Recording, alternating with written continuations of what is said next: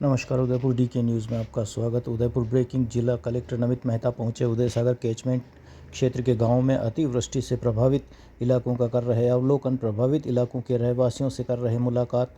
अधिकांश इलाकों में स्थिति सामान्य पाई जाने एवं फसलें खड़ी मिलने पर प्रशासन ने ली राहत की सांस। प्रशासनिक संवेदनशीलता और तत्परता के प्रति स्थानीय निवासियों ने जताया आभार। कलेक्टर मेहता उदय सागर झील से पानी की निकासी की स्थिति की भी कर रहे समीक्षा। प्रभावित हुए क्षेत्रों में तुरंत आवश्यक राहत पहुंचाने के दे रहे निर्देश।